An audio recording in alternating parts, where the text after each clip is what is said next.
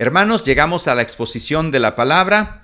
El domingo pasado estuvimos hablando de... El título del sermón del domingo pasado es Enseñándoles que guarden todas las cosas, basado en la Gran Comisión. Y lo que vimos, resumiendo, fue Mateo y las naciones, o sea, las etnias, todo lo que, como Mateo, en el Evangelio de Mateo, está la palabra naciones. Y consideramos que está al final de Mateo. También hablamos acerca del concepto de misión desde paralelo con los demás evangelistas. Y checamos que hay algunas cosas que no son contradictorias, son complementarias. Nos ayuda mucho a ver el panorama completo de los 4 evangelios, nos ayuda a entender mejor. Y por último, hablamos de que debemos de enseñarle todas las cosas, porque esta es la parte activa de la iglesia que está en misión. Y una de esas cosas que hay que enseñar es la voluntad de Dios. Hay que hacer la voluntad de Dios. Y lo vimos desde el contexto de Mateo. También hablamos de que el discípulo es un creyente que da frutos y que Cristo demanda frutos. Ahora vamos a llegar al sermón de este domingo, donde vamos a estar hablando, el título es Buscad primeramente el reino de Dios y su justicia. De eso vamos a estar hablando.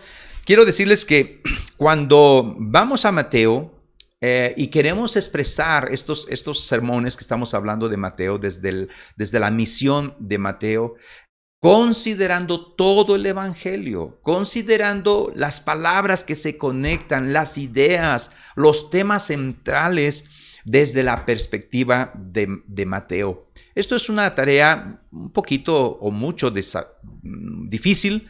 Es desafiante hacer esto, pero gracias a Dios podemos hacerlo y lo hacemos para poder enfocarnos perfectamente en entender lo que es la Gran Comisión. Vamos a leer una vez Mateo 28, una vez más, Mateo 28, del 19 al 20, que ahí se encuentra la Gran Comisión. Por tanto, id y haced discípulos a todas las naciones, bautizándolos en el nombre del Padre, y del Hijo, y del Espíritu Santo, enseñándoles que guarden todas las cosas que os he mandado.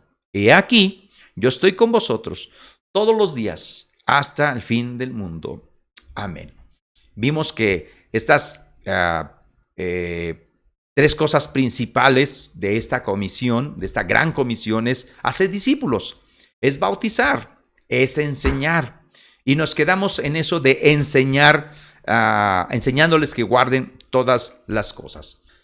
Y vamos a entrar ahora que parte de esta enseñanza que tenemos que hacer a las personas, a los creyentes, al mundo, es hablarles del reino de Dios y de la justicia de Dios. Un creyente genuino, un creyente temeroso de Dios, en medio de su vida, en medio de sus circunstancias, busca el reino de Dios y su justicia de Dios. Estas 2 expresiones que están en Mateo tienen mucha implicación para la misión de la iglesia. La iglesia en misión va implícito el reino de Dios. Estamos aquí como iglesia evangélica, los peregrinos, porque queremos extender el reino de Dios y queremos que las personas experimenten la justicia de Dios y que sean justicia también, porque Dios nos hace así. Así que vamos a estar haciendo este estudio, esta predicación en 2 puntos. El primero, vamos a hablar del reino de Dios, y el segundo, de la justicia o rectitud. Empezamos con el primero. El primer punto, el reino de Dios.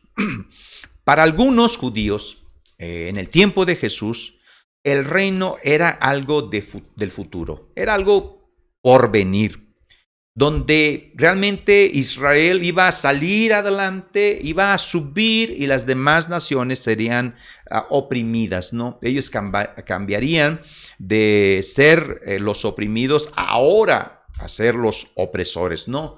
A estar por encima de todas las naciones.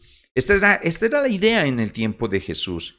Y podemos verlo en Hechos 1:6, donde dice: Señor, restaurarás el reino a Israel en este tiempo? Esa pregunta tiene estas implicaciones, pensando que, bueno, va a venir el reino. Y el reino de Dios, hermanos, es la columna vertebral, por así decirlo, del ministerio de Jesús. Es la clave para poder comprender perfectamente la misión de Cristo Jesús, su propia misión de nuestro Salvador. Es importante ver esto del reino de Dios. Es más, el reino de Dios es el punto de partida de la misión de Cristo Jesús. Y debemos entender una aclaración que no solamente el reino de Dios debemos verlo como algo futuro, porque en cierto sentido es algo futuro, pero debemos verlo también como presente, porque la Escritura nos da matices, nos da pinceladas que el reino de Dios ya está aquí. Es el sí y el todavía no. Es algo así, es algo que está en movimiento. Y el evangelista Lucas nos los dice perfectamente en Lucas 17:21. Porque aquí el reino de Dios está entre vosotros. Y esto lo dijo hace 2000 años, ¿eh? Así que el reino de Dios está entre vosotros. El reino de Dios se mueve aquí. Ahora, Mateo y Marcos nos dicen en sus evangelios que Jesús inaugura su ministerio público hablando, anunciando acerca de este reino. Y no solamente acerca, sino la cercanía de este reino. Y vamos a ver Marcos 1:15. Escúchalo y míralo por favor ahí. Diciendo: el tiempo se ha cumplido y el reino de Dios se ha acercado. Arrepentíos y creed en el evangelio. Desde la perspectiva de Marcos, ya el reino está aquí, se ha acercado. Ahora, Mateo, porque estamos hablando de Mateo, la misión, la gran comisión desde el evangelio de Mateo, y esto de enseñándoles que guarden todas las cosas, y parte de eso es el reino de Dios, es Mateo 4:17, dice lo siguiente: desde entonces comenzó Jesús a predicar y a decir: arrepentíos, porque el reino de los cielos se ha acercado. ¿Qué quiero decir con esto, mis hermanos? Bueno, Cristo empezó su ministerio público anunciando la cercanía del reino. La iglesia no debe serlo diferente. La iglesia en misión tiene que anunciar que el reino ya se ha acercado en Cristo Jesús. Está cerca, está entre vosotros. Lo que está diciendo Jesús en el contexto de Mateo, en los evangelistas, está diciendo que algo totalmente nuevo está ocurriendo. Ha llegado una nueva era, un nuevo orden de vida. Ha llegado la esperanza de liberación que muchos judíos esperaban desde muchos años, desde muchos siglos. Ahora el futuro de este reino se ha hecho presente, ya está entre nosotros.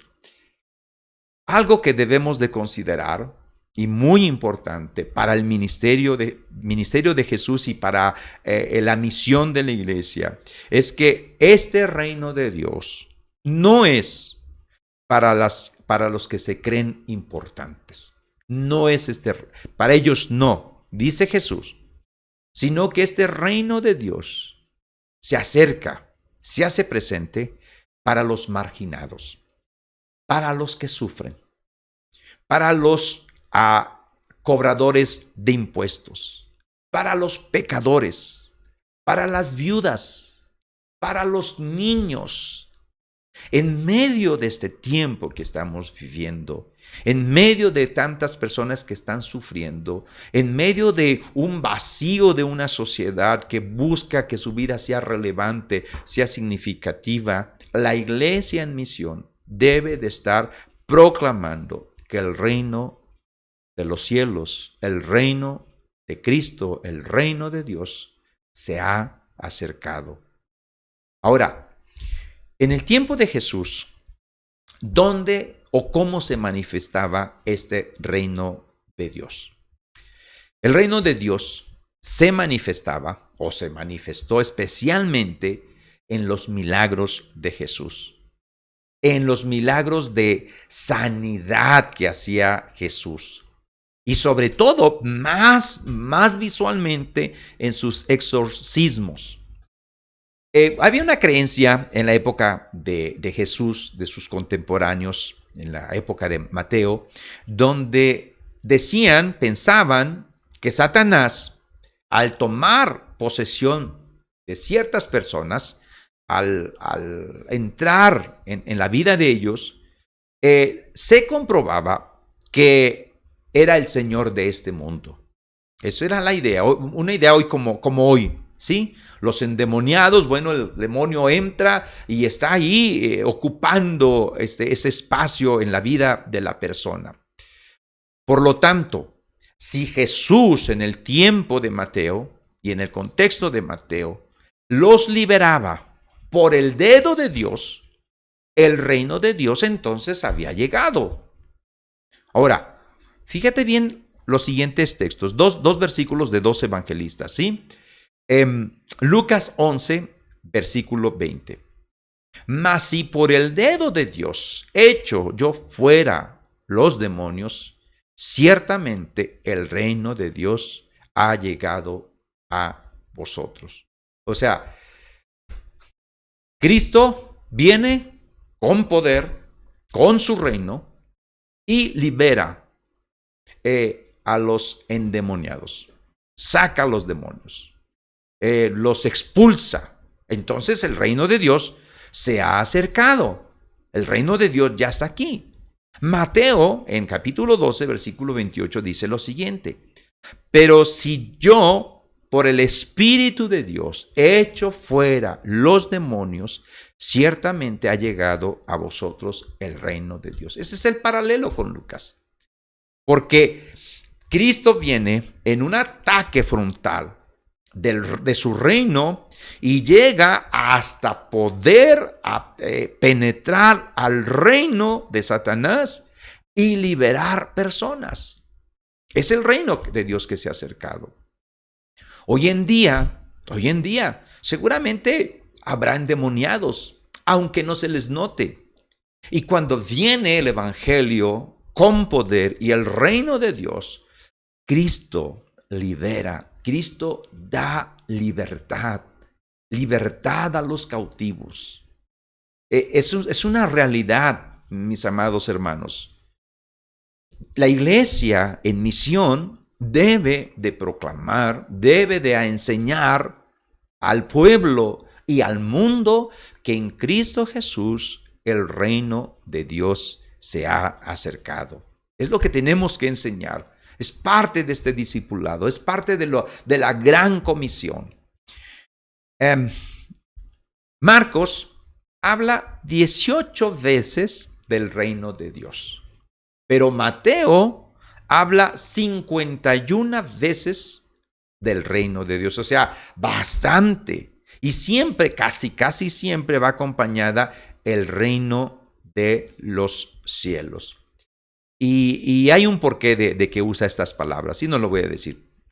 Pero el tema dominante en el Evangelio de Mateo, en esta gran comisión que estamos viendo y estamos conectando todo el Evangelio de Mateo con la gran comisión para no tener la gran comisión solamente como un tema bonito ahí hasta el final y que nada tiene que ver con el Evangelio, tiene mucho que ver con el Evangelio, es el clímax del Evangelio. El tema dominante en este Evangelio es la proclamación del reino de Dios y lo hace en Mateo usando parábolas. Yo creo que más adelante posiblemente estaremos viendo algunas parábolas que hablen del reino. Son bastantes parábolas que hablan del reino. Otros textos de Mateo donde resume Mateo el ministerio de Jesús. Resume, esto fue lo que Cristo hizo. Y está en Mateo 4, versículo 23, el primero. Y recorrió Jesús toda Galilea, enseñando en las sinagogas de ellos y predicando el evangelio del reino y sanando toda enfermedad y toda dolencia del pueblo. Y Mateo 9:35 dice: recorría Jesús todas las ciudades y aldeas, enseñando en las sinagogas de ellos y predicando el evangelio del reino y sanando toda enfermedad y toda dolencia del pueblo. Mateo está resumiendo lo que Cristo está haciendo. La iglesia en misión, la iglesia que quiere hacer la gran comisión, la iglesia que toma la gran comisión desde todo el contexto de Mateo, del evangelio de Mateo, no tiene que hacer más que esto. Esto es lo que tiene que hacer, no menos. Debe de enseñar, debe de predicar el evangelio del reino, debe de ser un medio para sanar toda enfermedad. Eso debe de ser la iglesia. Toda dolencia en el pueblo, toda dolencia del pueblo. La iglesia es la luz, la iglesia es la sal. Eso es lo que somos como iglesia. Y si olvidamos la gran comisión y nuestros desafíos que tenemos en este mundo, donde hay dolor, donde hay muerte, donde hay falta de esperanza, donde hay un vacío, y estamos aparte nosotros afanados con tantas cosas de qué comer, qué vestir, qué va a ser de mí, de mi vida, y nos estamos afanando en este mundo, no hemos comprendido las palabras de Jesús que dice: buscad primeramente el reino de Dios y su justicia. Mis hermanos, las buenas nuevas del evangelio del reino parece referirse a Jesús mismo. O sea, para Mateo, encontrar el reino es encontrar a Jesucristo. Hablar del reino y proclamar el evangelio del reino es proclamar a Cristo. Es cuando una persona tiene un encuentro personal con Cristo Jesús y el reino ha llegado. El reino se ha instalado. En Jesús, el reino de Dios se acerca a la humanidad. Y esta frase es muy singular, porque cuando el reino de Dios se acerca a la humanidad, es el carácter universal y misionero en la vida, obra, ministerio, muerte y resurrección de Cristo Jesús. Mis hermanos, debemos de hablar, de predicar el evangelio del reino, el evangelio de Cristo. Eso es nuestro trabajo, nuestra chamba. Ahora vamos al siguiente punto, porque el siguiente punto va de la mano. La justicia o la rectitud. Cuando hablamos de justicia, y esta palabra tiene sus matices, por un lado puede referirse a la justificación. La justificación es el acto misericordioso de Dios al declararnos justos, cambiando así nuestro estado y haciéndonos aceptables a Él. Ese es el término teológico, vamos a decirlo. Pero también puede referirse a la rectitud. Es un concepto, pues, religioso o espiritual, un atributo de Dios o una cualidad espiritual que uno recibe de Dios y que anhela uno.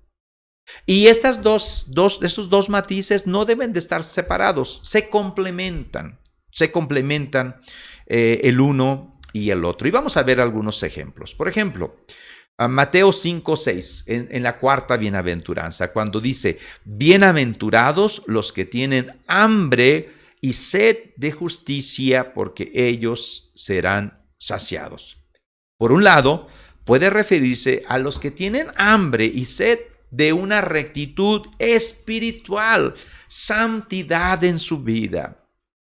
Tú y yo, como creyentes temerosos de Dios, realmente Debemos de tener hambre y sed de justicia, de esta rectitud que debe de caracterizarnos y debe de estar de una manera interior en nuestra vida, no solamente de manera ficticia en nuestra cara, en nuestra forma de vestir o en nuestra forma de hablar, no, en nuestro corazón, en lo profundo de nuestro ser. Pero también puede referirse a quienes anhelan ver la justicia, que se haga justicia a los oprimidos. En esta semana hemos visto un problema tremendo en nuestro México, un problema tremendo de tantos inmigrantes que pasan por este país y que realmente son explotados, abusados y miles de ellos están pasando, golpeados. Y realmente si no sentimos una hambre de justicia por ellos, que el pueblo mexicano sea justo con ellos y cuando cuando tú tengas un acercamiento con algún inmigrante, tu actitud pueda ser de, wow, estos van por ahí sufriendo, vienen seguramente por muchas cosas y entiendo perfectamente que hay muchos factores aquí. Solamente estoy diciendo que mínimo el creyente debe de experimentar un hambre de justicia para estas personas y para los más oprimidos. También en Mateo 5:10, cuando dice, bienaventurados los que padecen persecución por causa de la justicia, porque de ellos es el reino de los cielos. Fíjate, ahí está el reino de los cielos. Reino y justicia van de la mano. Es una justicia, puede estar sufriendo por causa de una piedad religiosa, por una rectitud, por una vida de santidad. Mis hermanos, en otros países están matando a los creyentes. En África, en otros países donde el evangelio no ha llegado, hermanos de nosotros, hermanos en la fe, exponen su vida y son muertos. Los pastores y su familia. Y realmente decimos, wow, queremos justicia, queremos esa rectitud y luchamos para que esas personas puedan vivir de una manera que puedan proclamar el evangelio y que sus vidas puedan ser tratados de una manera justa. Están los dos matices ahí. Y llegamos a Mateo 6:33. Hay más textos, pero solamente voy a usar estos. Mas buscad primeramente el reino de Dios y su justicia, y todas estas cosas serán añadidas. Está en el contexto, ya lo leímos desde el principio. Hay un afán en este tiempo, en el tiempo de Mateo, como en nosotros, que nos pueden desviar de nuestro llamado, de nuestra comisión, de buscar primeramente el reino de Dios y su justicia. Por un lado, comunica la idea espiritual. Y creo que normalmente casi todos, la mayoría se enfoca por este matiz, donde hay una recompensa sobre lo material y que si ponemos en orden nuestras prioridades, es decir, si nos preocupamos más por el reino de Dios y su justicia y su rectitud, que por estos asuntos de este mundo, entonces Dios nos bendecirá también en términos materiales. Creo que esta es la posición de muchos creyentes. Por otro lado, también está la petición de Jesús, donde no nos preocupemos por nuestros propios deseos e intereses, por lo de nosotros, sino que busquemos la justicia a favor de aquellas personas, los pobres, los niños, los que son expulsados, los marginados, que nos preocupemos por ellos porque son víctimas de circunstancias y víctimas de la sociedad, porque de ellos es el reino de Dios. Ahora, eso casi no ponemos ese matiz, pero este texto también da esa forma de matizar. Porque implica justicia, implica santidad, implica piedad, implica perfección, implica todas estas dimensiones. Una advertencia sobre la justicia. Jesús llama a sus discípulos a la práctica de la justicia, que es una fe en acción, que es una devoción a Dios, pero nos da una advertencia. Guardaos, en Mateo 6:1, guardaos de hacer vuestra justicia delante de los hombres para ser vistos por ellos. De otra manera, no tendréis recompensa de vuestro Padre que está en los cielos.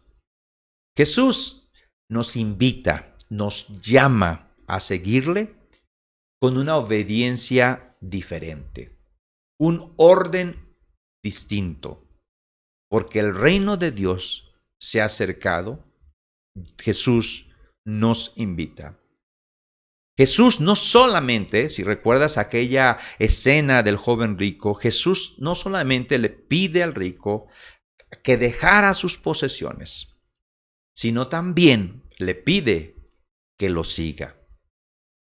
El reino de Dios y su justicia no solamente es dejar de hacer cosas, sino de seguir a Cristo Jesús, de vivir como Él, de buscar el reino de Dios como Él. Vamos a las conclusiones, mis hermanos. Primera conclusión. El evangelio del reino de Dios es a la vez, mi hermano y mi hermana, mi amigo y mi amiga, un regalo y un desafío. Es un regalo de Dios, el reino de Dios, pero también nos desafía. También el reino de Dios es un don, pero también es una promesa. El reino de Dios es presente, ya se ha acercado, pero también es futuro. El reino de Dios es celebración, que debemos de celebrar, pero también es anticipación. La segunda petición del Padre Nuestro, si lo recuerdas, es: venga tu reino. Así que esa frase de Señor, venga tu reino, se convierte para la iglesia en misión, para la iglesia evangélica de los peregrinos, en un desafío.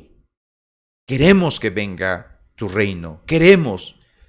Jesús, mis hermanos, inauguró el reino, pero no lo condujo a su consumación.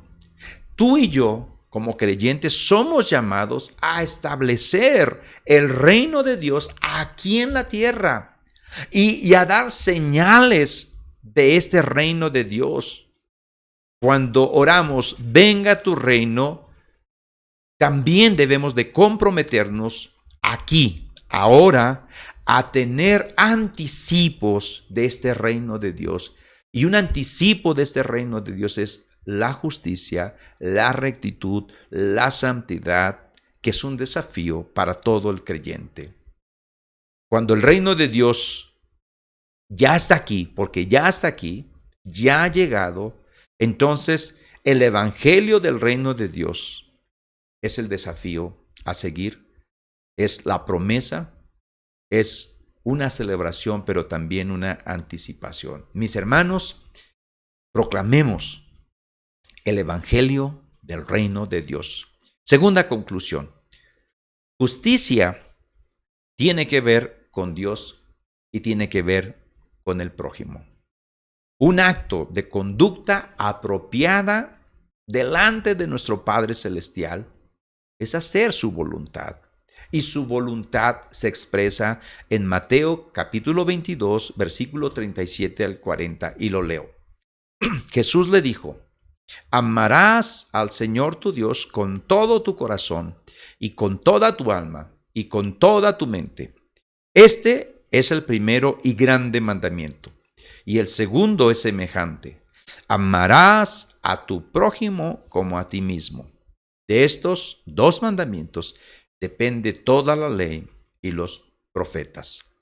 Mis hermanos, la justicia de Dios tiene que ver con nuestra vivencia experimental, relacional con nuestro prójimo. Por un lado está lo vertical, una justicia que proviene de Dios, que estamos siendo justos delante de Dios, que Dios nos justifica. Pero otro lado es de manera horizontal, es con nuestro prójimo. Esto es anticipar el reino de Dios, vivir vidas justas, piadosas, apartadas para el Señor, es acercar el reino de Dios a nuestros contemporáneos. Mis hermanos, Dios nos ayude en enseñar todas estas cosas a aquellos creyentes, enseñar esto al mundo y poder desafiar a cualquier persona a acercarse, a vivir, a entrar en este precioso tiempo del reino de Dios. Oremos al Señor. Padre, gracias te damos porque tú eres bueno. Nos pides en la gran comisión que enseñemos todas las cosas, tu voluntad, que enseñemos que una persona transformada por ti debe de dar frutos, que enseñemos que una persona que es alcanzada por ti, que te sigue, debe de buscar el reino de Dios y debe de vivir vidas justas, Señor. Ayúdanos a hacer esto. Ayúdanos a cumplir esta gran comisión. No solamente que sea un lema para la iglesia, que sea un lema para el creyente, sino que sea nuestro diario vivir contigo y en este mundo con nuestro prójimo. La gloria y la honra sea para ti, en Cristo Jesús. Amén y amén.